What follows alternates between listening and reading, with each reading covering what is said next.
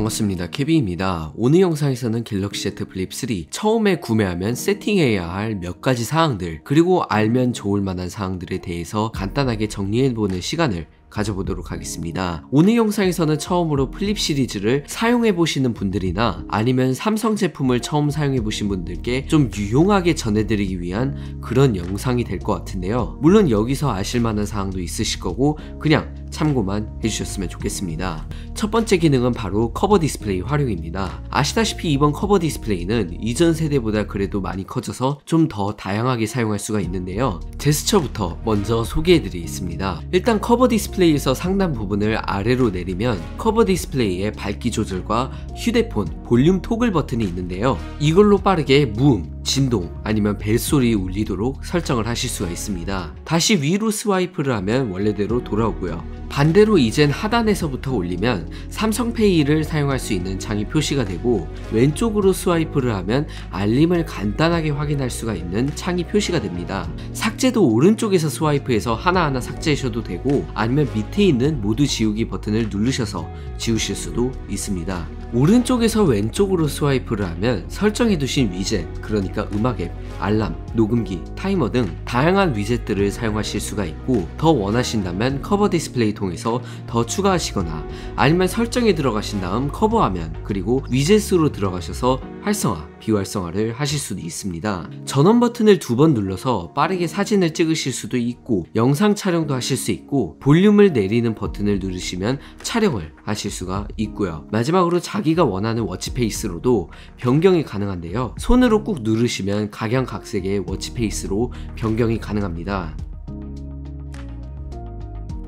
두 번째는 조금 더 이 커버 디스플레이를 활용하기 위해 커스터마이징을 할 수 있는 기능을 조금 더 추가적으로 전해드리도록 하겠습니다. 아까 위젯 설정에서 더 추가할 수 있다고 말씀을 드렸는데, 워치페이스도 똑같이 설정에서 들어가셔서 커버화면 그리고 시계 스타일에 들어가셔서 워치페이스를 좀 더 자세하게 확인해 보실 수 있고, 여기에 원하시는 게 없으시다면 직접 찍은 사진이나 인터넷에서 받은 사진을 워치페이스 배경으로 설정을 하실 수가 있는데, 갤러리에서 선택을 해서 워치페이스로 등록을 하실 수가 있습니다. 그리고 평상시에 시간이나 오늘 날짜를 확인하려면 굳이 화면을 펼치거나 아니면 커버 디스플레이를 2번 눌러서 시간을 봐야 되냐고 댓글에 이전에 달아주시는 분들이 계시더라고요. 그러실 필요는 없고 설정에서 Always on 디스플레이에 들어가셔서 항상 켜기를 누르시면 이제 화면이 닫혀 있을 때 커버 디스플레이에서도 시계를 항시 표시를 해주게 됩니다. 다만 이렇게 하게 될 경우 배터리가 이전보다 조금 더 많이 소비가 된다는 것도 참고해 주셨으면 좋겠습니다.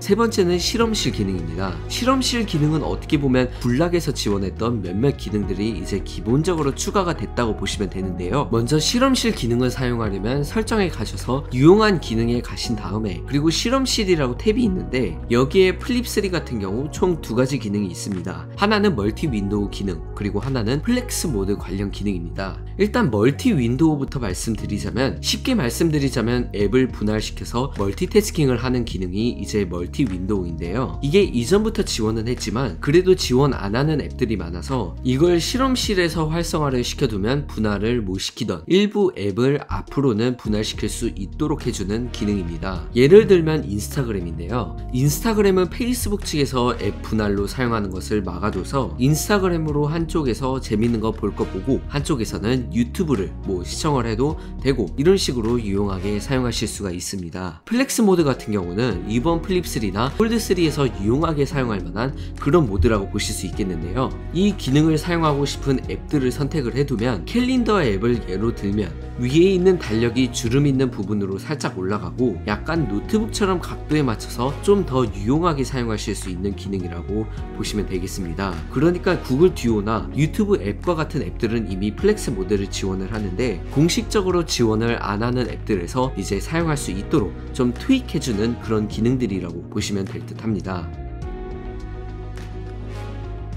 네 번째는 플립의 폼팩터를 좀 더 활용해서 카메라 앱을 더욱 유용하게 사용하는 법을 좀 보여드릴까 합니다. 사실 이 네 번째 팁은 어떻게 보면 플립의 폼팩터를 진짜 유용하게 사용할 만한 그런 팁이라고 보시면 되겠는데요. 카메라 앱에서도 기본적으로 플렉스 모드를 지원을 해서 일단 각도를 조금 주면 카메라 뷰파인더가 상단 쪽으로 올라가고 카메라 모드를 선택할 수 있는 부분은 하단으로 사용하실 수가 있습니다. 그리고 타임랩스라던가 영상을 좀 찍으실 때가 있으면 핸드폰 이 하단 부분을 하나의 삼각대처럼 사용하셔서 영상을 촬영하거나 아니면 심지어 셀카나 사진도 찍으실 수가 있습니다. 물론 여기까지는 다들 아시는 사항이라고 생각합니다. 영상을 촬영하실 때 조금 더 유용하게 쓸만한 방법을 한 가지 더 알려드리자면 핸드폰을 가로로 돌려서 하단 부분을 오른쪽 손으로 움켜쥔 다음에 영상이나 사진을 촬영하실 수가 있는데요. 이렇게 촬영하시면 일단 한 손으로 쉽게 사진이나 동영상을 촬영하실 수가 있고 뭔가 캠코더를 사용하는 것처럼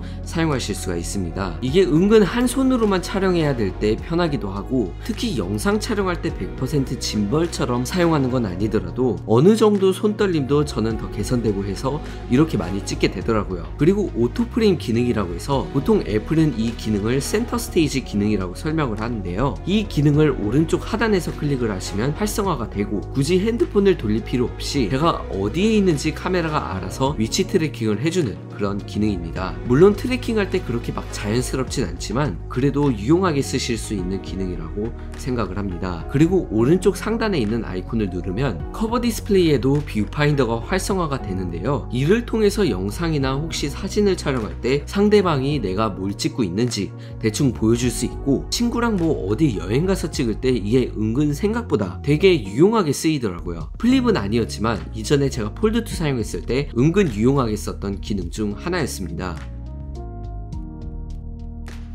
마지막은 굴락입니다. 굴락은 진짜 삼성의 폴더블 폰을 쓰실 거면 꼭 필요하실 만한 그런 앱이라고 보시면 됩니다. 굴락은 삼성에서 제작한 또 다른 하나의 실험실 기능 앱이라고 보시면 되는데요. 이 굴락에서는 멀티스타, 홈업, 락스타, 퀵스타 등 여러가지 기능들을 좀 투입할 수 있는 그런 부가 기능들이 있고 뭐 예를 들어서 멀티스타를 추가적으로 다운받으셔서 사용하시게 된다면 멀티태스킹 하는 거를 좀 더 유용하게 하실 수 있고 내비스타를 사용하게 된다면 내비게이션 바에 있는 아이콘들의 디자인을 바꾸실 수가 있고 뭐 여러가지로 트윅을 할 수 있는 그런 이제 큰 실험실 앱이라고 보시면 되겠습니다. 대충 이 정도로 총 5가지 유용한 팁이 있을 것 같은데요. 제가 오늘 영상에서 언급하지 않은 좀 유용한 팁이 있다면 다른 분들이 보실 수 있도록 그리고 저도 배울 수 있도록 댓글에 정보 언제나 편하게 남겨주시면 감사하겠습니다.